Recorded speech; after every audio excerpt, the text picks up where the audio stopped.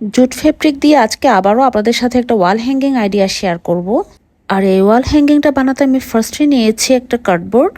খুব সিম্পল কিছু জিনিস দিয়ে এই ওয়াল হ্যাঙ্গিংটা আজকে বানিয়েছি। আর এটার ফাইনাল লুকটা দেখলে বোঝাই যাবে না এত সাধারণ জিনিস দিয়ে এই ওয়াল হ্যাঙ্গিংটা বানানো। এইবার আমি কাট আউট করে নেওয়া সেই কার্ডবোর্ডে ফেভিকল গ্লু লাগিয়ে নিব। ফেভিকল গ্লু লাগানো শেষ হলে সেই কার্ডবোর্ডে এবার আমি জুট ফেব্রিক অ্যাড করে দিব।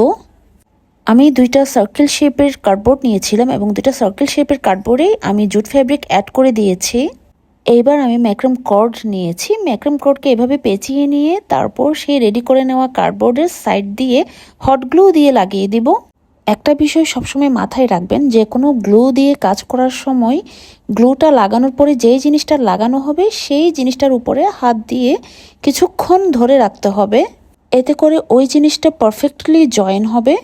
একটা বিয়ে ছিল, সেই জন্য মেহেদি দিয়েছিলাম, তো মেহেদিটা এখন উঠে যাচ্ছে, প্রায় কয়েকদিন হয়েছে, তাই অল্প অল্প উঠে যাচ্ছে, তাই হাতের অবস্থা 12টা। যাই হোক, এখন একটা স্ট্যান্সিল নিয়েছি সুইট হোম লেখা। সুইট হোম লেখাকে আমি মাঝখানে কেটে নিয়েছি, সুইট আর হোমকে আলাদা করে নিয়েছি।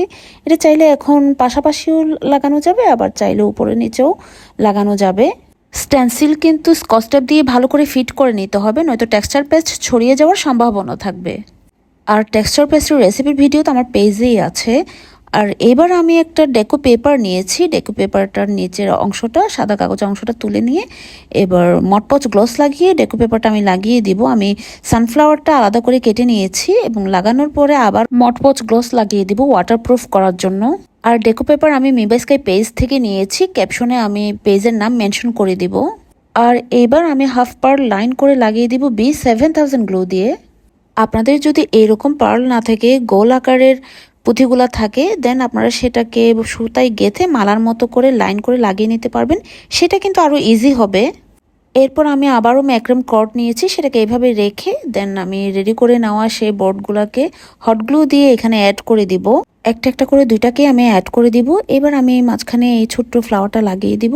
এখানে আপনারা যে কোনো ফ্লাওয়ার ইউজ করতে পারবেন। ফ্লাওয়ারের পরিবর্তে ফিতা দিয়ে বউ বানিয়ে চাইলে বউ ইউজ করতে পারবেন। আর ব্যাক সাইডে আমি জুট ফেব্রিক লাগিয়ে দিব ফিনিশিংটা ভালো আসার জন্য। এইবার ম্যাক্রম কর্ড দিয়ে একটা টার্সেল বানিয়ে নিয়েছিলাম এবং পুঁথি দিয়ে সেই টার্সেলটা আমি সুই সুতা দিয়ে অ্যাড করে দিব।